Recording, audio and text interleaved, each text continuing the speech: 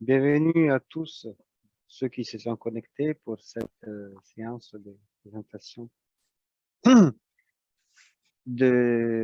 qui porte sur les sujets des ESG, les reporting, les enjeux, et qui est un peu l'issue des différentes expériences et des retours d'expérience que nos équipes ont collecté, ont commencé à collecter et depuis désormais plusieurs mois sur le terrain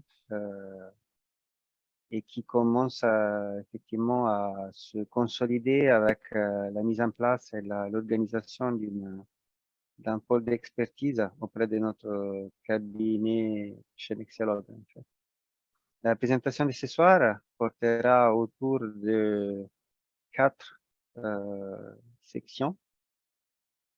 La première servira à introduire justement l'ESG, à expliquer dans les grandes lignes en quoi consiste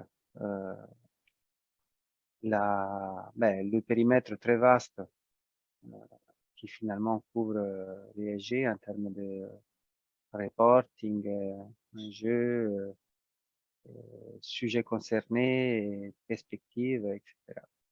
La deuxième servira à faire plus précisément un état des lieux sur les différents reportings qui sont déjà en place concernant les ESG. La troisième servira à couvrir les propositions et les perspectives d'évolution sur le reporting ESG, alors que la dernière portera plutôt sur un focus sur les systèmes bancaires en particulier, les impacts sur les organisations, les plateformes IT, les process, en particulier des sujets des acteurs bancaires, du secteur bancaire. Et donc, on peut commencer parce que le temps est quand même limité. Donc, je laisse la parole à Fanir qui vous introduira sur la première partie. Merci. Merci Giovanni. Alors du coup, je te laisse mettre sur la première slide. Alors du coup, effectivement, je vais parler des ESG, qu'est-ce que c'est? Alors nous ne pouvons pas commencer à parler de ce qu'est l'ESG sans parler du coup de l'urgence climatique. Et le dérèglement climatique de ces dernières années ont créé concrètement une urgence mondiale à tout niveau.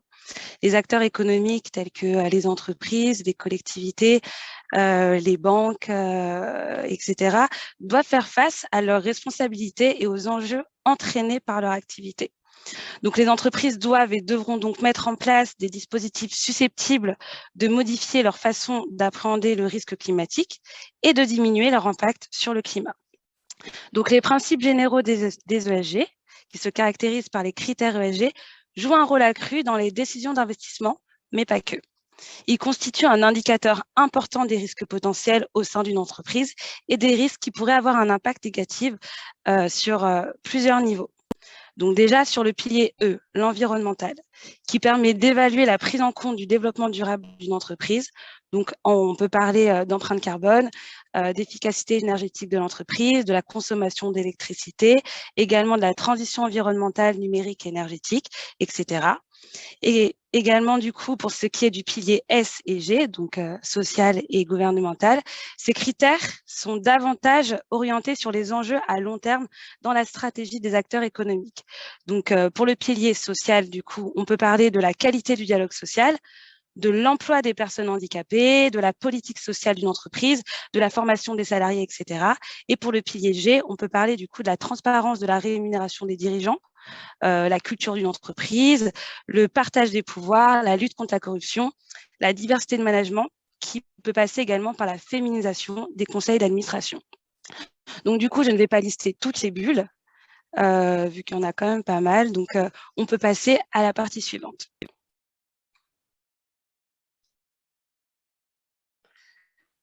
Donc, précédemment, comme je vous ai dit, on a parlé des critères du coup extra-financiers, qui sont des critères qui permettent d'évaluer un acteur économique en dehors des critères financiers habituels, que sont la rentabilité, le prix de l'action, les perspectives de croissance. Mais du coup, pourquoi prendre en compte les critères ESG? Donc, pour le coup, pour le risque climat, qui est le risque imminent et à long terme, du coup, l'impact le plus dramatique. Et nous allons aborder cette question en 4 points. Donc, le premier point, c'est l'intensification du réchauffement sur l'activité et la valeur de l'entreprise. Donc, nous pouvons parler des conséquences physiques qui portent directement sur l'impact financier des entreprises, avec les catastrophes naturelles, par exemple, qui commencent à s'accentuer, ou bien les épisodes de sécheresse qui pèsent sur la disponibilité de matières premières naturelles et qui impactent directement la solvabilité des entreprises. Nous pouvons également parler de la perte de valeur de certains actifs qui sont liés aux énergies fossiles face aux évolutions induites par la transition bas carbone, qui est une stratégie utilisant des énergies considérées comme exemptes d'émissions de carbone, comme par exemple l'hydroélectricité ou le solaire. Et enfin, la valeur d'une entreprise est également exposée aux risques judiciaires et de contentieux encourus à mesure que les questions climatiques s'accentuent et impactent leur activité. Et surtout, le risque inhérent de réputation que pourrait avoir l'entreprise. Donc, les entreprises les plus touchées principalement sont les multinationales, car effectivement, ce sont des gros émetteurs de gaz à effet de serre. Ensuite, la seconde raison porte sur l'engagement de la France au niveau européen et international. Le détail sera du coup accentué par mes collègues dans les prochaines parties, mais je vais du coup effleurer le sujet avec l'accord de Paris qui a été signé lors de la COP21 en 2015, qui mentionne que les États doivent s'engager à poursuivre l'objectif de limitation de l'élévation de la température conformément aux travaux du GIEC, donc du coup du groupe d'experts intergouvernemental sur l'évolution du climat. La SNBC, qui est la stratégie nationale bas carbone, quant à elle, définit la marche à suivre pour conduire la politique d'atténuation des émissions de gaz à effet de serre à long terme et à moyen terme sur le plan économique afin d'atteindre comme objectif une neutralité carbone pour 2050.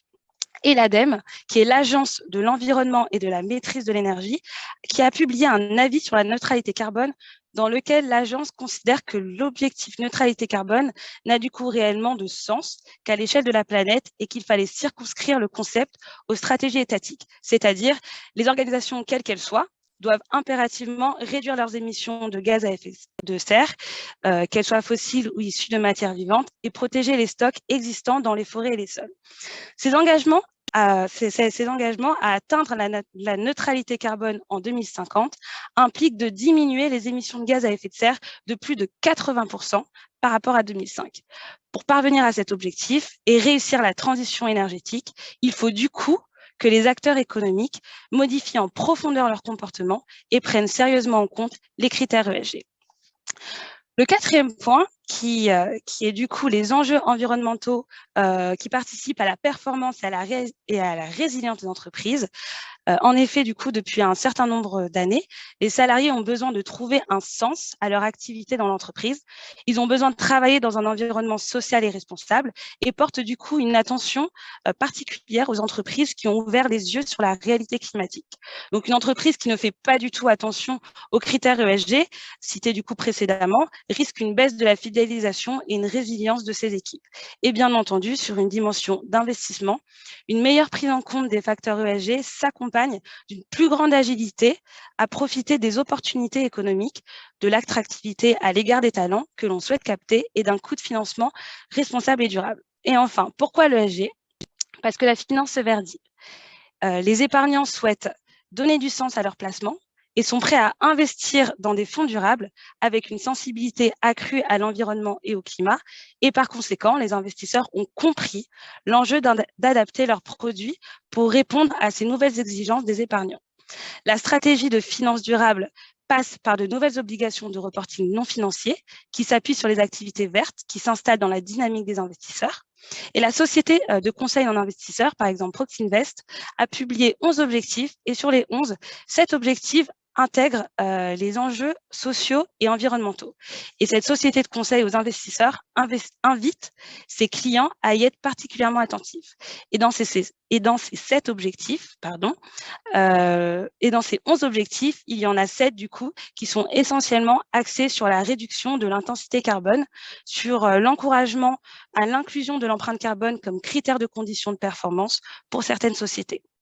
Et enfin, la labellisation des produits financiers. Les sociétés participent aussi à cette dynamique en faveur d'un investissement plus durable. Elles sont poussées par la volonté de labelliser leurs fonds ISR, investissement socialement responsable, et par l'obligation de rédiger une politique d'engagement actionnarial qui vise à promouvoir l'engagement à long terme des actionnaires. Et donc, du coup, cette labellisation des produits financiers permet de démontrer qu'une entreprise est responsable et durable. Donc, du coup, merci d'avoir écouté cette première partie et je laisse la parole à Lilian, qui est notre expert ESG, s'il souhaite rajouter des points. Bonsoir à tous. Effectivement, pour compléter un petit peu ce que vient de dire Fanir, notamment sur la partie financière pure et dure, on est en train de voir une recrudescence en fait aujourd'hui des différents véhicules d'investissement ou différents produits d'investissement ESG. Mais ça date pas d'hier. La première réglementation ISR, on va dire, ou ESG, date de 2005. Et bien avant, on a eu déjà des prémices avec, tout début des années 2000, des produits qui commençaient à toucher ces problématiques-là, notamment sur la partie risque climatique, puisque les travaux du GIEC sont assez lointains. C'est aujourd'hui une volonté en fait de la réglementation de pouvoir s'adapter au mieux, parce qu'effectivement, le fait qu'aujourd'hui le changement climatique touche l'ensemble de la société fait qu'aujourd'hui ces produits, ces véhicules d'investissement sont mis en avant. Et étant mis en avant, en fait, la plupart des personnes, les épargnants, on va dire la plupart des épargnants et des personnes non averties, non professionnelles du secteur, se tournent vers ces produits-là sans savoir vraiment ce qui se cache derrière. Et c'est là où la réglementation, les labels font office aujourd'hui de reconnaissance de flagship un petit peu pour les différents véhicules d'investissement, sans pour autant aussi justifier de leur potentiel de rendement, puisqu'effectivement, il faut distinguer le rendement des capacités ESG de chaque véhicule d'investissement. Pour la suite, je laisse la parole à Mehdi. Bonsoir à tous, merci. Donc, dans cette deuxième partie, on va aborder un peu, on va voir un peu les différents reporting qui sont, que ce soit au niveau international, au niveau européen, puis en passant au niveau français. En ce qui concerne au niveau international, nous avons gardé 4 reporting parce qu'il y en a plusieurs. Le premier, c'est le GRI, donc Global Reporting Initiative. Donc, il s'agit d'une ONG qui a été créée aux années 90, était la première instance à promouvoir un ensemble de reporting en matière de développement durable. Et son siège social, il est à Amsterdam. Elle contient une centaine de personnes qui y travaillent. Et ces référentiels ont été publiés pour la première fois en 2002, puis révisés en 2006, et la dernière publication a été en 2013. Elle se base aussi sur 4 thématiques, que ce soit les problématiques économiques, environnementales et sociales. Le deuxième reporting, c'est le CASB, Sustainability Accounting Standards Board. C'est aussi une organisation à but non lucratif qui a été fondée en 2011. Et on peut dire que c'est une sorte d'IFRS dédiée au ESG et aux problématiques environnementales et développement durable. Elle met au centre d'intérêt les investisseurs parce qu'elle oblige les entreprises à identifier, à gérer les communications non financières destinées aux investisseurs pour qu'ils puissent permettre aux investisseurs à comparer ces informations en termes de performance d'entreprise, en termes de problématiques extra-financière, durable et environnementale. Comme vous le savez, cette norme a vu le jour aux États-Unis. Donc, elle était en premier lieu appliquée aux entreprises américaines. Et maintenant, parmi ces principes, c'est l'applicabilité au niveau mondial. Donc, à l'heure actuelle, elle a publié 77 normes sectorielles qui peuvent être appliquées à n'importe quelle entreprise dans le monde. justement pour les aider à communiquer ces informations non financières qui peuvent aider leurs investisseurs à mieux comprendre leur performance en termes de leur performance verte. Le troisième reporting, c'est la Task Force on Climate Related Financial Disclosure, la TCFD. Elle a vu le jour en 2015 par le Conseil de stabilité financière du G20 et ses principes, c'est d'apporter des recommandations pour aider les entreprises à détecter leurs risques et leur potentiel vis-à-vis au climat, vis-à-vis au risque climatique, pardon. Ces recommandations s'articulent sur se structurent sur quatre catégories, la gouvernance, la stratégie et les risques d'indicateurs et les objectifs. Et le quatrième reporting, c'est les objectifs du développement durable ODD. Ils sont aussi appelés des objectifs nationaux qui sont adoptés par les Nations Unies en 2015. Et eux, ils ont des objectifs un peu plus macro, plus global pour permettre un monde meilleur, éradiquer la pauvreté, inciter les entreprises à avoir comment dire, à voir d'autres sujets, de voir d'autres sujets qui parlent de la pénurie d'eau, de l'équité entre hommes et femmes, la lutte contre la corruption. Donc, c'est plus on va dire des objectifs internationaux pour sensibiliser les entreprises sur les questions-là. Et il y a une autre chose, c'est que si on prend l'Union européenne par rapport aux États-Unis ou le reste du monde, il était très, très en retard par rapport au sujet-là.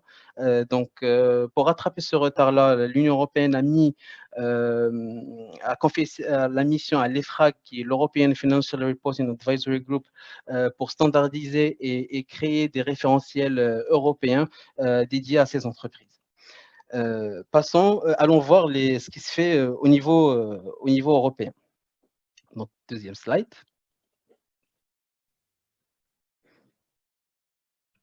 Donc, au niveau européen, on a eu la directive européenne qui a vu le jour en 2014. Elle met en place une obligation de reporting social et environnemental pour certaines grandes entreprises. Donc, elle met l'obligation pour les entreprises les grandes entreprises éventuellement, qui ont plus de 500 salariés. Ces entreprises sont tenues de communiquer des informations sur leur politique environnementale, sociale. Et puis, en mars 2018, la Commission présente un plan d'action pour gérer un peu les flux des capitaux, que ce soit des flux de capitaux normaux, que ce soit des flux de capitaux plus verts, plus durables, pour promouvoir des produits financiers durables. Ensuite, les nouvelles lignes directrices sur la communication ont vu le jour aussi pour améliorer ces directives. En juin 2019, la Commission a complété par des lignes directrices sur l'information non financière afin d'optimiser les reportings, d'aider les entreprises à peaufiner leur travail au niveau des reportings et mieux communiquer les informations dont les investisseurs sont intéressés. Et aussi, elle met l'accent aussi sur la double matérialité, c'est-à-dire non seulement l'entreprise mesure le risque climatique sur elle, mais aussi son impact et ses conséquences sur l'environnement.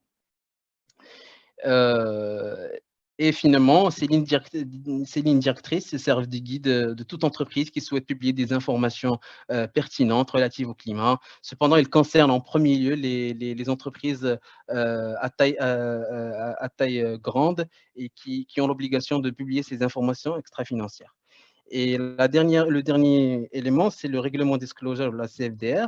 C'est un nouveau règlement qui est entré en vigueur en mars 2021, détermine comment les acteurs de marché financiers, que ce soit y compris les gestionnaires d'actifs, les conseillers financiers, comment ils doivent communiquer aux investisseurs finaux et aux propriétaires d'actifs les informations en matière de durabilité. Donc là, on voit aussi que les produits financiers sont plus des produits financiers classiques, mais ils doivent aussi contenir qui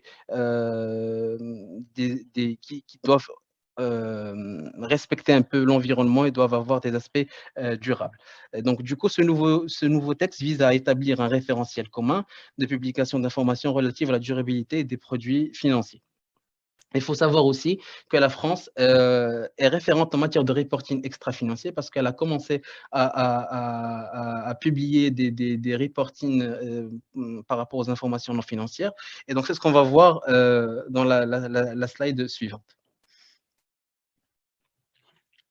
Donc là, au niveau français, on a détecté quatre reportings. Le premier, c'est bilan des émissions de gaz à effet de serre. Comme son nom l'indique, c'est un reporting qui mesure un peu, qui évalue et mesure les quantités de gaz à effet de serre émises par une entreprise donnée. Donc, c'est un reporting qui se fait tous les 4 ans.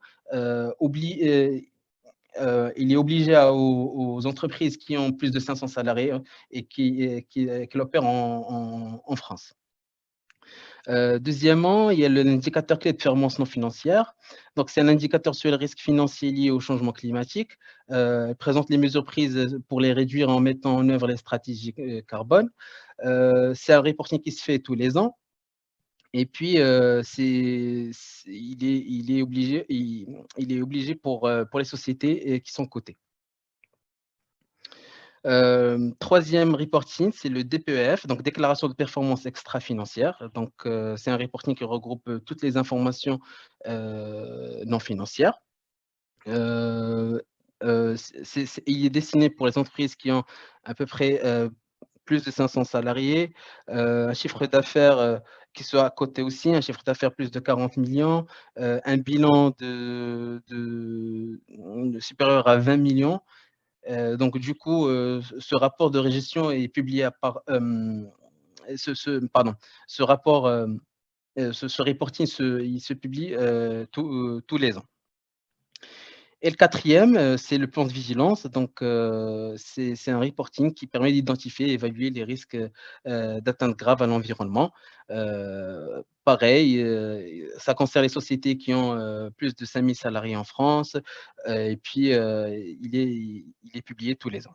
Donc, voilà ce qui se fait au niveau français. Donc, je pense que je laisse la parole à mes collègues pour poursuivre la présentation. Merci. Merci Mehdi. Est-ce que, Lilian, tu avais quelque chose à rajouter sur ce qui vient d'être présenté par Mehdi? Oui, une toute petite chose. On a parlé des différentes réglementations SFDR, NSRD, sur les réglementations plutôt internationales. On parle aussi de la taxonomie qui est plus centrée sur la finance de marché. Toutes ces réglementations-là, en fait, visent à aiguiller l'investisseur au plus possible par rapport aux différents véhicules d'investissement qu'il existe sur le marché.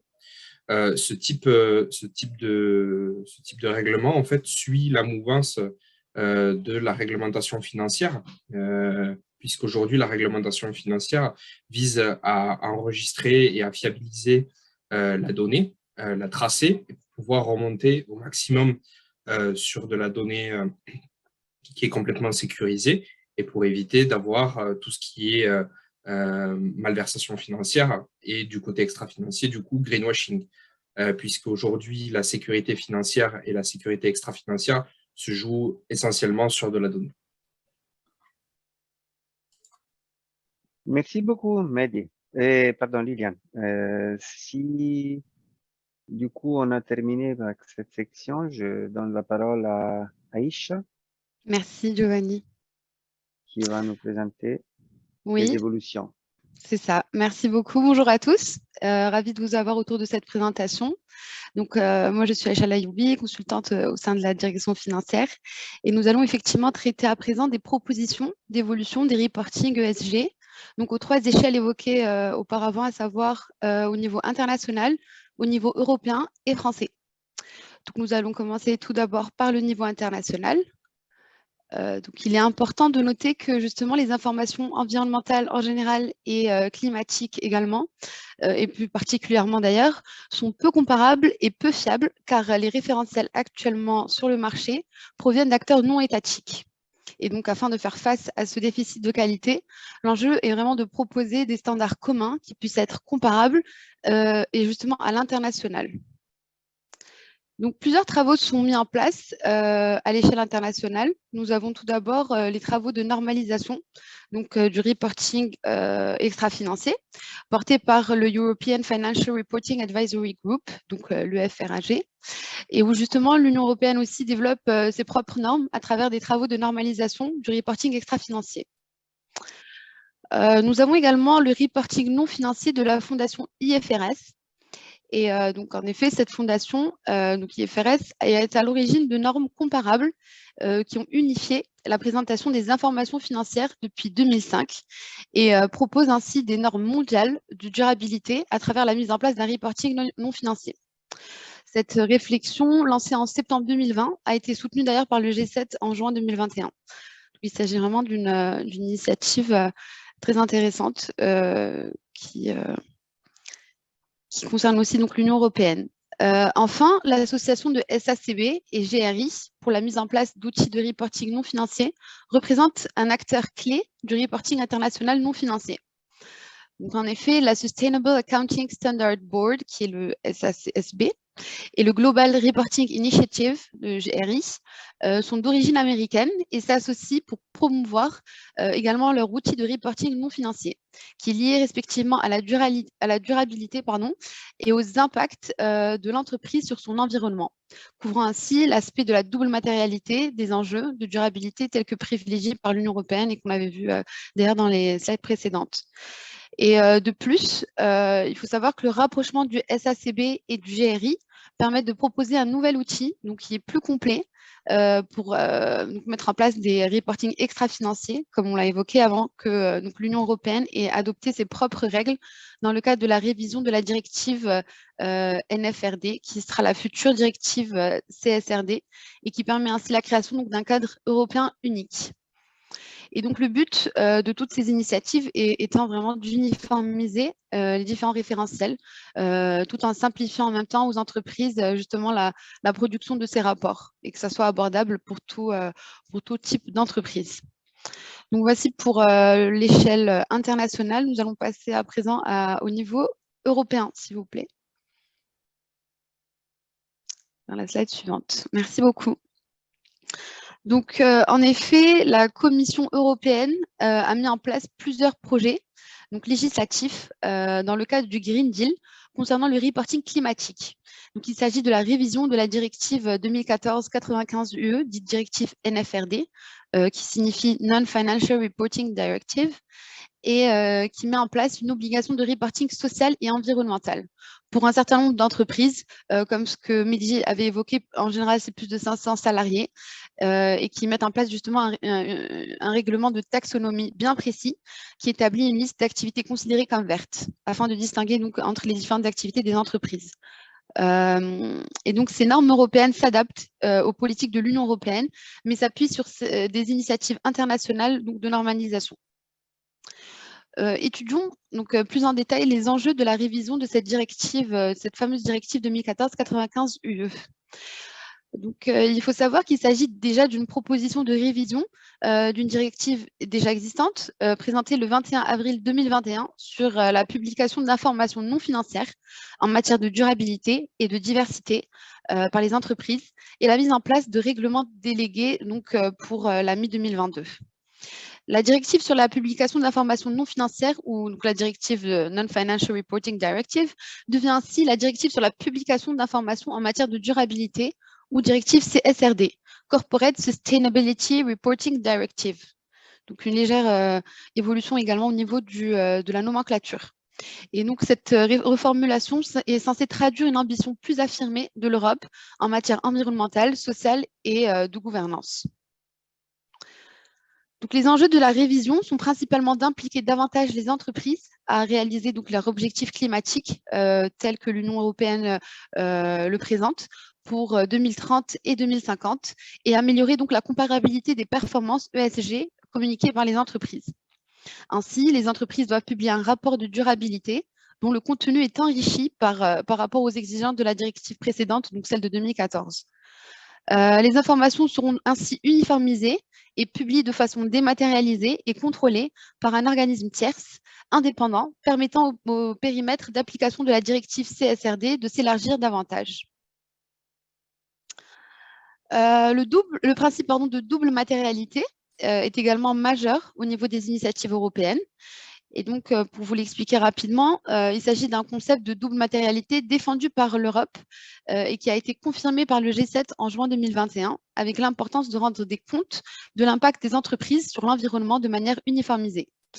Donc, les entreprises sont attendues sur les incidences négatives, réelles ou potentielles, liées à leur chaîne de valeur, en plus de leur niveau et l'étendue de leurs émissions et absorption de gaz à effet de serre, ainsi que leur consommation énergétique ou encore les efforts en matière d'efficacité énergétique.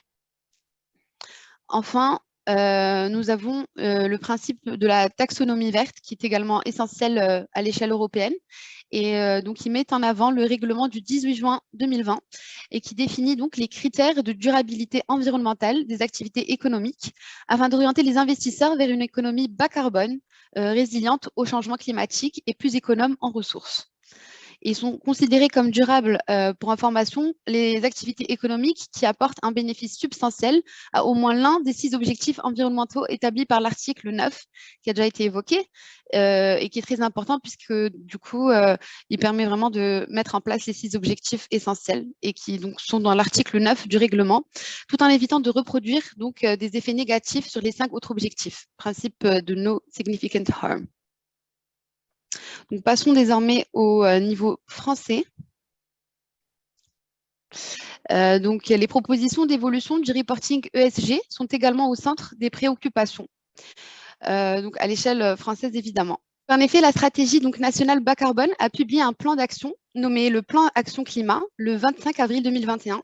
Et il vise à atténuer les émissions de gaz à effet de serre dans des conditions soutenables sur le plan économique. Dès lors, un certain nombre de propositions ont été émises en vue de renforcer la mise en œuvre du bilan d'émissions, donc GES, et encourager les entreprises à élargir le champ d'application aux émissions indirectes du scope 3. Nous avons 4 principales stratégies donc, à l'échelle nationale, dont la première concerne la citoyenneté, donc la citoyenne convention. Il s'agit d'une proposition d'élargissement du périmètre du BEGES au niveau du scope 3 pour les entreprises de plus de 500 salariés avec des sanctions financières au prorata du chiffre d'affaires. Or, mais ces propositions n'ont pas été suivies par le gouvernement, cependant. Nous avons également le principe du Children's Investment Fund Foundation, CDP et Share Action, qui sont des propositions d'incitation des dirigeants des grandes sociétés cotées, donc celles évoquées avec les critères précédemment évoqués de plus de 500 salariés, à décrire leurs ambitions climatiques donc à leur échelle, en s'orientant ainsi vers une neutralité carbone. Ceci donc demande donc une soumission au vote consultatif des actionnaires, une résolution sur la stratégie de réduction des émissions de gaz à effet de serre, accompagnée d'un plan de réduction de ces émissions. Enfin, le principe de Say on Pay permet une approbation de la rémunération des dirigeants, permettant d'influer sur les ambitions climatiques des entités. Nous avons l'exemple de Total qui illustre parfaitement ce principe-là. Donc nous avons également la collection 106 Startup de la French Tech. Et donc, pareillement, il s'agit d'une proposition de réalisation d'un bilan complet des émissions de gaz à effet de serre donc pour le scope 1, 2 et 3 pour l'ensemble des entreprises du French Tech 120 et du Next 40. Enfin, les labels et les certifications sont également des grands principes à l'échelle européenne et permettent de cadrer également les efforts des entreprises au niveau de l'environnement. Et donc, il s'agit d'outils essentiels qui peuvent informer sur la qualité environnementale des produits. En effet, les labels RSE mettent en lumière les comportements ou les stratégies de l'entité concernée, procurant de ce fait un avantage concurrentiel par rapport aux autres entités. Ainsi, les labels et les certifications sont de vrais enjeux et ne nécessitent pas seulement un reporting à l'égard de l'organisme attribuant le label, mais aussi une vérification préalable des données et une actualisation périodique du cahier de charges. Donc voici pour l'évolution des reportings à l'échelle française. Merci Aïcha. Et Merci bah, à du vous. coup, je sollicite encore une fois notre expert, Lilian, Tout à fait. s'il veut rajouter quelque chose à ta présentation. C'était assez complet.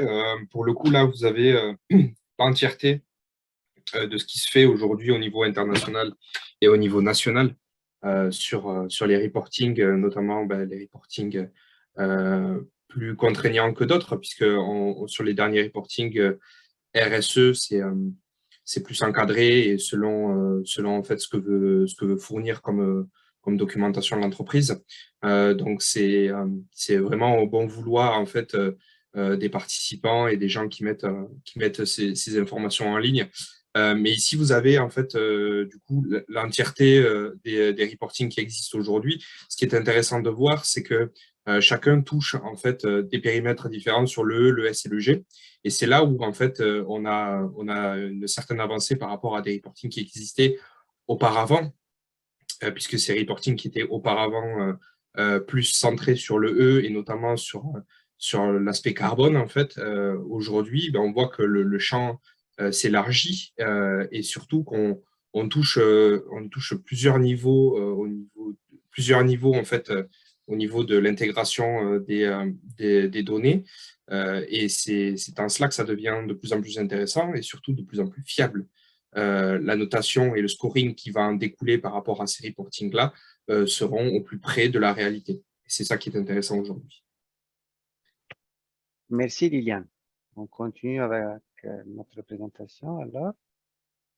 Et on va passer à la dernière partie, c'est-à-dire aux impacts des enjeux ESG sur le système bancaire en particulier. Et du coup, je donne la parole à Utita qui vous introduira ce sujet. Merci beaucoup, Giovanni. Alors, je me présente, moi, c'est Utita, consultante en direction financière, et on va essayer de faire un focus, du coup, sur les impacts des critères ESG, des reporting ESG sur les systèmes bancaires. Donc, dans un premier temps, il faut savoir qu'une attention particulière est portée aux composantes environnementales, que ce soit au niveau européen ou international. Au niveau européen, on a eu notamment le Green Deal en 2019. Un des objectifs du Green Deal, c'est de réduire d'au moins 55% les émissions de gaz à effet de serre par rapport à 1990. Au niveau international aussi, on a eu la signature de l'accord de Paris en 2015. L'objectif était de maintenir le réchauffement climatique en dessous de 2 degrés Celsius par rapport au niveau pré-industriel. Un autre objectif était de limiter l'augmentation de la température à 1,5 degré maximum. Donc finalement, on comprend bien que pour ce qui est de la définition, la mise en œuvre des politiques contre les effets du changement climatique, c'est vraiment à la charge des pouvoirs publics. Mais aujourd'hui, on comprend bien aussi que ça nécessite des investissements, des ressources privées, et ça met en avant le rôle central du système financier et du système bancaire en général, qui apparaît finalement comme un canal d'orientation des flux financiers. On peut passer à la prochaine slide pour aborder les différentes initiatives. Donc, on a eu des initiatives de toute nature, il faut savoir, mais dans un premier temps, on peut parler des initiatives réglementaires internationales.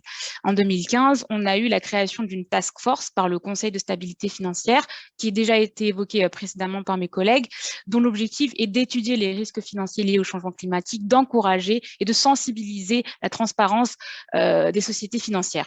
En 2017, on a eu la publication par cette même task force d'une série de recommandations qui sont aujourd'hui une référence au niveau international. Ils permettent d'améliorer la qualité, la cohérence, la comparabilité des informations. En 2018, on a eu un plan d'action pour une finance durable par la Commission européenne, dont l'objectif est de renforcer le rôle du secteur financier au profit d'une économie durable en termes sociaux et environnementaux. En 2020, on a eu l'entrée en vigueur du règlement de l'Union européenne sur la taxonomie évoquée précédemment. Et enfin, en 2021, on a eu l'établissement de règles de reporting conformes aux recommandations de la task force signées par 8 juridictions, dont l'Union européenne. Finalement, d'un point de vue prudentiel, le comité de Bâle a examiné l'adaptabilité du cadre réglementaire pour appréhender les risques financiers liés au changement climatique. À côté de ces initiatives réglementaires, on a eu également des initiatives de supervision. Donc, si on passe à la prochaine slide. Voilà, du coup, c'est différentes initiatives internationales de supervision se déclinent de la manière suivante. On a eu en juin 2021 l'entrée en vigueur des orientations de l'autorité bancaire européenne sur l'octroi et le suivi des prêts. L'objectif était d'intégrer les facteurs ESG et les risques associés dans les politiques de gestion de crédit des intermédiaires. Ensuite, on a eu la publication d'un rapport sur la gestion et la surveillance des risques ESG, dont l'objectif était de définir de manière commune les risques ESG, d'évoquer les canaux de transmission et d'identifier les modalités de gestion et d'inclusion dans le cadre réglementaire et de surveillance des banques. Enfin, d'un point de vue prudentiel, on a eu la publication d'un guide par la BCE en novembre 2020 sur les risques climatiques et environnementaux, dont l'objectif était de définir des attentes concernant la manière d'intégrer les risques climatiques et environnementaux dans la stratégie, le modèle d'entreprise, le processus de gouvernance, la gestion des risques, etc. Si on passe à la prochaine slide. Yes. Ensuite, on comprend rapidement aussi que forcément, face à toutes ces transformations, face à tous ces changements, il y a forcément des opportunités, des risques et finalement des nécessités qui doivent être mises en place. En termes d'opportunités, on parle de la préparation de garanties appropriées et de pratiques adéquates permettant d'identifier, de mesurer, de surveiller et d'atténuer les risques potentiels. L'objectif ici est de garantir l'accès nécessaire au crédit et d'aider les entreprises avec de nouveaux financements et des services de conseil au crédit adéquats. En termes de risques, déjà évoqué par Lilian, l'objectif, c'est quand même d'éviter les pratiques incorrectes, par exemple le greenwashing. Le risque ici, c'est de décourager le développement d'une finance durable et de porter atteinte aux opérateurs eux-mêmes. Et donc, finalement, ces risques-là impliquent certaines nécessités, à savoir promouvoir l'intégration des risques climatiques et environnementaux dans les stratégies des opérateurs financiers et des banques et de décliner tout ce travail d'intégration des risques dans les systèmes de gouvernance et de contrôle. Si on passe... Voilà. Et on comprend également que quand il s'agit d'intégrer les risques climatiques et environnementaux, il faut également adapter les flux d'informations qu'il y a autour. Et ça suppose un processus de prise de décision robuste et fiable. Dans un premier temps, il faut disposer d'informations adéquates. Dans un second temps, il faut pouvoir définir un système de reporting qui se focalise sur des perspectives moyen long terme. Il faut également suivre et analyser les objectifs fixés en amont de manière quantitative dans la mesure du possible avec des indicateurs de performance ou des indicateurs de risque. Et quand ce n'est pas possible d'avoir des indicateurs quantitatifs, il faut pouvoir s'appuyer sur des informations qualitatives internes ou externes afin de s'assurer d'une représentation adéquate des risques climatiques et environnementaux. Si on passe... Merci. Ensuite, pour ce qui est de l'intégration des risques climatiques et environnementaux, il faut savoir qu'ils doivent être également intégrés dans les différents processus opérationnels d'une organisation. Dans un premier temps, au niveau orga, il faut pouvoir impliquer les fonctions corporate, les former de manière adéquate, les sensibiliser aux risques climatiques et environnementaux. Dans un second temps, on a le processus informatique. Aujourd'hui, les systèmes d'information sont clés. Ils sont à l'origine de la collecte, de l'agrégation des données qui sont ensuite utilisées à l'évaluation de l'exposition aux risques climatiques et environnementaux. Ensuite, le troisième processus à intégrer, c'est le processus métier qui permet l'adaptation des processus d'investigation pour accompagner le choix d'investissement et de crédit en vue de prendre en compte ces mêmes risques climatiques et environnementaux. Ensuite, quatrième processus, c'est le processus conformité. Il faut savoir également intégrer ces risques climatiques et environnementaux dans tous les processus de contrôle d'une organisation. Et enfin, en termes de gestion des risques, l'intégration des facteurs climatiques et environnementaux dans l'évaluation de l'exposition aux différents risques et leur suivi est majeur, est important. Et ça peut se traduire par un certain nombre de dispositifs comme l'élaboration de rapports exhaustifs sur le type et le niveau de matérialité des risques climatiques et environnementaux. Mais ça sera détaillé juste après par mon collègue Giovanni, donc je vais laisser la main à ce dernier. Merci, Utita. Avant de poursuivre, peut-être je demande juste si Lilian avait quelque chose déjà qu'il voulait ajouter à ce stade ou s'il préfère attendre la fin de Non, c'était assez complet, juste par rapport à la dernière slide qu'on a sous les yeux. Sur la partie des systèmes informatiques, c'est le réel enjeu aujourd'hui, puisque au traitement de la donnée financière, il faudra intégrer le traitement de la donnée extra-financière et ça va surcharger en fait tous les outils qui sont déjà développés et assez intégrés au niveau des différentes composantes d'une banque, d'une assurance ou d'un asset manager. C'est un petit peu la même chose pour tout le monde. Et en pluguant un nouveau câblage sur la donnée extra-financière, du coup, il faut que tout le système d'information et le silo commun d'information de la banque se mettent au diapason pour pouvoir être en très conformité, pour pouvoir apporter le maximum d'informations fiables à tout le reste de l'organisation, ce qui est aujourd'hui un réel enjeu de transition pour les différents acteurs du système bancaire qui ont créé en fait leurs propres outils, ou alors pour les providers qui, eux, doivent adapter leurs outils aujourd'hui dans un délai assez réduit, puisqu'on voit que la timeline quand même sur la réglementation est assez serrée. Aujourd'hui, le réel enjeu, c'est celui-ci. Merci, Lilian. Du coup, je prends la main pour la dernière partie de la présentation. Donc, on arrive du coup à rentrer un peu plus dans le détail et des adhérences entre le modèle de devise de ces banques et en particulier la gestion et la mesure des risques et les enjeux impliqués par, par l'ESG, les reporting ESG et les exigences des différents régulateurs par rapport à l'ESG. En particulier, désolé, la gestion des risques climatiques, on peut observer, implique des éléments de complexité qui découlent d'un degré d'incertitude par rapport aux changements climatiques qui sont appréhendés par ESG. Et ça, en fonction des politiques et des actions d'adaptation possibles, des canaux de transmission possibles, par la nécessité de mesurer tous ces éléments sur des horizons temporels plus longs et variés. À ce propos, le réseau des banques centrales et des superviseurs pour les Clean Financial Systems a élaboré effectivement des scénarios qui aident les acteurs, mais aussi les acteurs du marché, mais aussi les banques centrales, à définir eux-mêmes des scénarios qui identifient les principaux facteurs de risque, mais aussi comment ces risques se transmettent. À ce moment-là, c'est à la main des intermédiaires eux-mêmes de réaliser des cartographies de tous les événements qui pourraient survenir, qui pourraient arriver à cause de ces risques climatiques et environnementaux, que ce soit physiques ou transitoires, et ça on le verra par la suite, et qui intègrent par conséquence des dispositifs de gestion des risques adéquats, identifient les risques qui seraient impactés, mais aussi toutes les applications de nature prudentielle qui vont avec. Si on se focalise maintenant sur les principales catégories de risques, on commence par les risques de crédit. La répartition sur les différentes typologies, ce sera toujours la même. On a des risques physiques, on a des risques de transaction et on a des objectifs associés.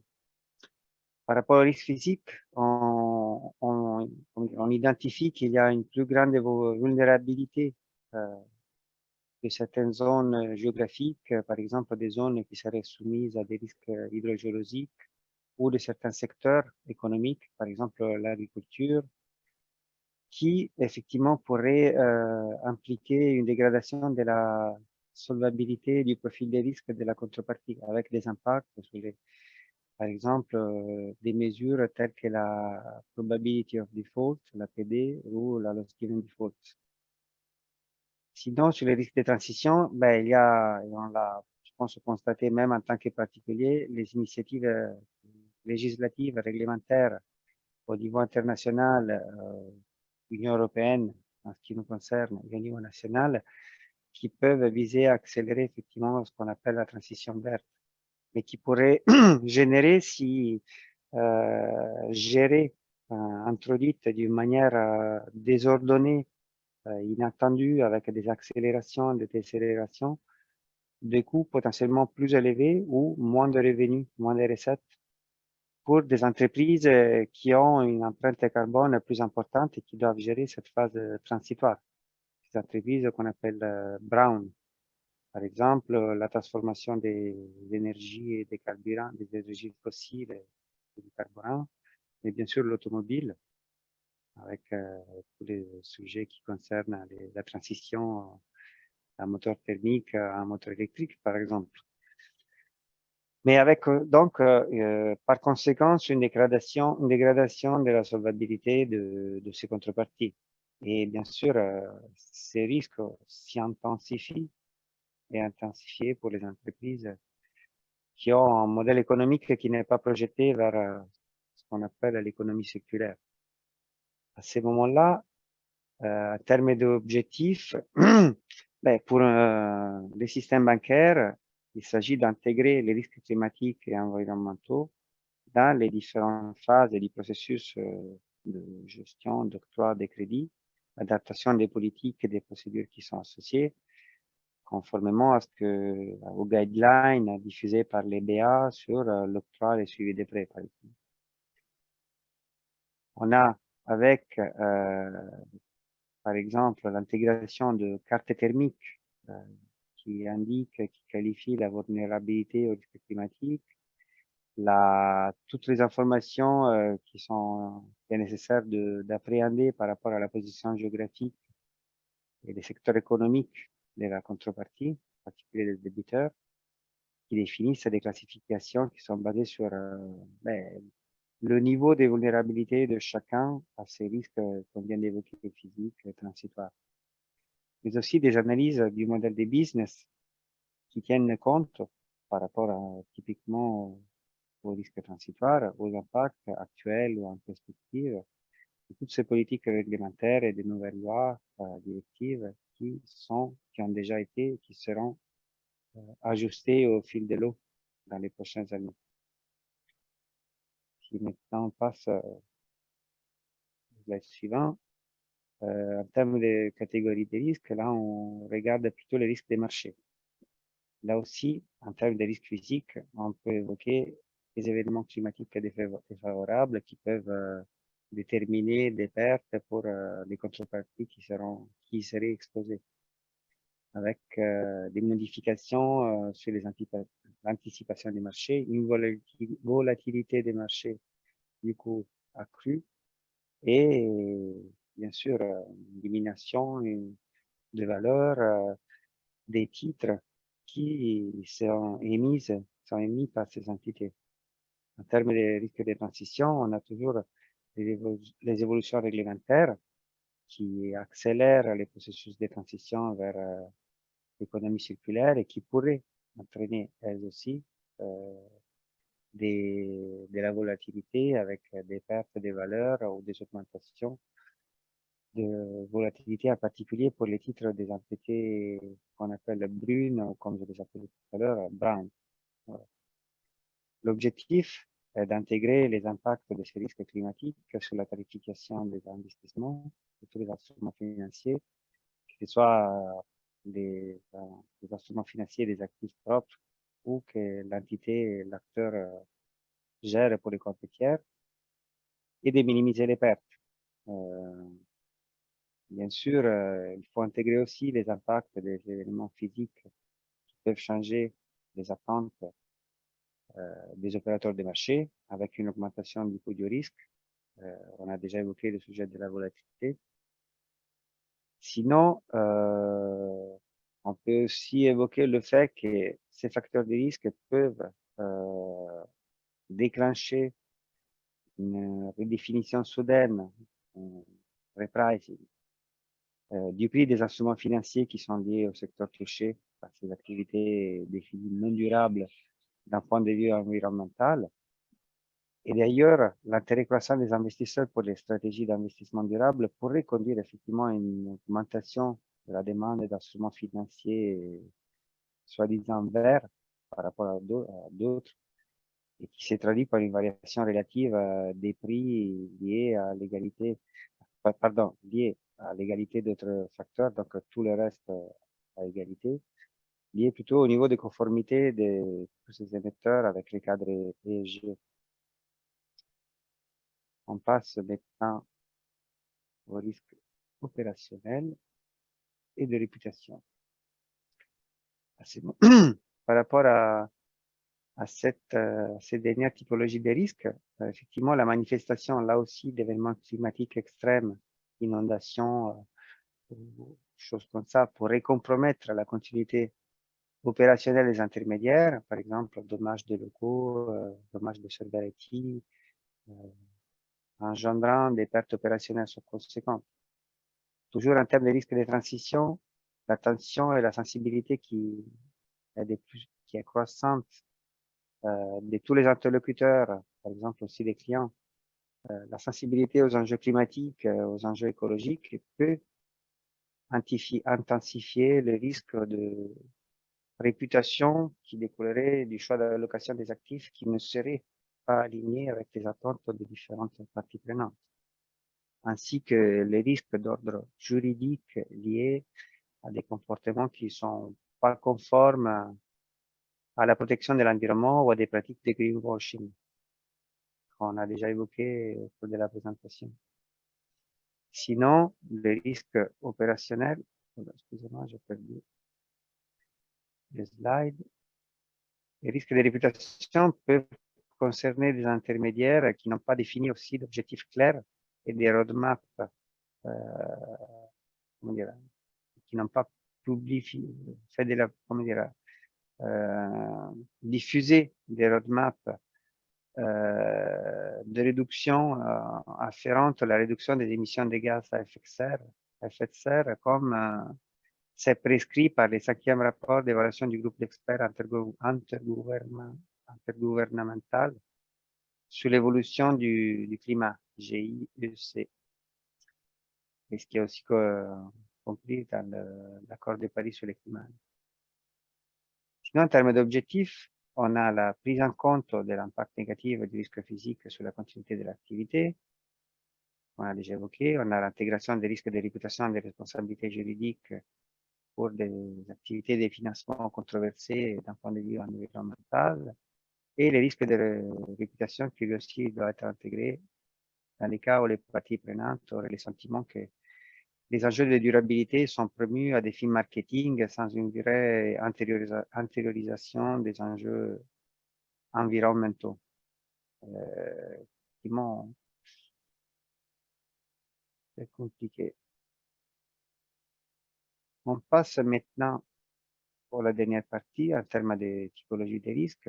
Donc, on aborde là les sujets liés à la liquidité, le stress des liquidités qui pourrait être lié à des événements défavorables pour l'acteur financier. Par exemple, cela pourrait conduire le client à puiser ses dépôts, par exemple pour financer des frais de réparation, de restructuration, ou par exemple réallocation de ses dépôts. Et donc, ayant par conséquence une contraction des réserves de liquidité de la banque. Sinon, ça pourrait déterminer une réévaluation soudaine d'instruments financiers qui sont détenus par l'intermédiaire, avec par conséquence une augmentation du risque lié au refinancement que la banque est obligée de faire. En termes de risque de transition, on a la nécessité pour certaines contreparties de s'engager dans des dépenses qui visent à financer les processus de transition vers une économie bas carbone. Par exemple, intervention de restructuration sur des bâtiments, sur des usines, sur des équipements, ce qui pourrait contribuer à la diminution des dépôts de la banque aussi. Ensuite, déjà évoqué sur la transition, les initiatives réglementaires qui accompagnent la transition verte et qui pourraient conduire à une baisse des valeurs pour les titres émis par les sociétés brunes, comme on les appelait, et qui sont détenus dans la banque en tant qu'actifs liquides, donc avec des impacts sur la liquidité. Les greenwashing aussi, lorsque les parties prenantes perçoivent une adhésion formelle au cadre réglementaire ESG, et donc, du coup, ça pourrait entraîner un accès limité au marché pour les opérateurs qui seraient tagués avec du greenwashing et avec des répercussions sur leur capacité à faire face aux engagements, à leurs engagements contractuels. Et là aussi, on revient sur le refinancement, ou même avec des potentiels risques de demande de rachat importantes sur les fonds qui sont gérés par l'opérateur. En termes d'objectifs, là aussi, on a l'intégration des risques climatiques dans les mesures et la gestion du risque de liquidité, avec une estimation de la dégradation potentielle de la position de liquidité due aux sorties des trésoreries, la diminution des montants des réserves, la variation de liquidité des instruments financiers, du taux de liquidité des instruments financiers qui sont détenus, qui proviennent des portefeuilles qui sont gérés. Pour les intermédiaires, ensuite, dans le scope de production de ces reporting, il y a l'inclusion des risques climatiques et environnementaux dans les process de ILAP ou sinon dans l'ICAP. Ce sont les initiatives réglementaires liées au SREP préconisées par les régulateurs ou même dans d'autres documents similaires parmi ceux qui font partie des autres obligations déclaratives qui sont demandées aux acteurs.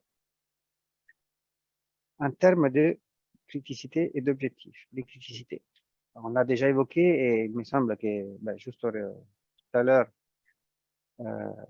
Lilian a mis l'accent dessus, mais effectivement, l'efficience et l'efficacité des différents systèmes de gestion, en général de la plateforme IT, sont comment dire, très très importants, que ce soit d'un point de vue qualitatif et quantitatif. Par rapport aux risques climatiques et environnementaux, la mise en œuvre de ces évolutions des plateformes ici est effectivement liée, sont plus complexes et liées à des difficultés supplémentaires, par exemple à l'horizon temporel qu'on a déjà évoqué, que ce soit sur les investissements en termes de période de détention de l'actif, et à la disponibilité et à l'adéquation et à la qualité des informations. Et tout à l'heure, Lilian avait bien évoqué le fait, le besoin d'intégrer d'autres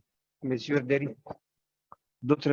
de risque, plus qualitatives par rapport à ce qui est traditionnellement géré par les plateformes IT des acteurs bancaires. Et bien sûr, donc, une disponibilité de données fiables, complètes, comparables, suffisamment détaillées et granulaires sur les risques climatiques est effectivement essentiel pour une gestion éclairée des risques physiques et des transitions par les intermédiaires. En termes d'objectifs, on a besoin donc de bases de données qui soient complètes et de qualité sur les différents profils des risques climatiques et environnementaux. On a besoin d'intégrer dans un système d'information adapté toute cette information pour soutenir le développement de la production de métriques d'évaluation des risques climatiques. L'incorporation sur la base d'une analyse des matérialités adéquates des risques climatiques eux-mêmes dans les processus d'évaluation et de l'adéquation du capital interne et de la liquidité, comme on a vu tout à l'heure, et qui produisent qui supportent la mise en adéquation de tout le système qui mesure les risques qui ont besoin d'appréhender ces indicateurs et ces éléments de mesure. Finalement, l'intégration dans toutes les évaluations des matérialités, dans la mesure, dans les suivis des impacts associés sur le niveau de risque, des exigences en fonds propres et de liquidités, et sur les limites des risques des portefeuilles, des facteurs, des éléments comme les facteurs de contexte géographique, économique, réglementaire, et d'autres facteurs spécifiques qui sont liés plutôt aux objectifs stratégiques de la banque, aux opérations, à son modèle économique, en termes des services offerts et des marchés, à la composition et à la qualité de ses actifs, que ce soit des actifs inscrits au bilan ou liés au bilan, en termes de portefeuille de crédit, investissements financiers, garanties, et donc, finalement, la composition des sources de financement et les aspects logistiques aussi. Cela termine un peu en retard, effectivement, la présentation qu'on avait prévue pour ce soir. On est disponible pour répondre à des questions après que Lilian aura complété, s'il le souhaite, la présentation que je viens de terminer. Non, c'était assez complet, donc j'ai pas d'autres choses à ajouter. Tu as bien fait le tour par rapport aux différents points, si ce n'est que bien sûr, je pense que le risque le plus important dans un premier temps, et au vu de l'urgence actuelle, c'est le risque de réputation qui impactera en fait l'ensemble de l'activité bancaire. On voit qu'aujourd'hui, c'est vraiment sur cela que se centrent la plupart des entreprises quand ils font des rapports RSE et qui contribuent en fait au niveau du financement. On voit que le risque de réputation est quand même très important et donc qu'ils se mettent en adéquation par rapport à ces différentes réglementations, mais aussi montrer au niveau marketing et communication que tout ce qui est mis en œuvre aujourd'hui dans l'entreprise permet de certifier leur volonté de changer les choses. Voilà. Merci Lilian. Et donc, on est disponible pour éventuellement répondre à quelques questions si quelqu'un des participants souhaite intervenir.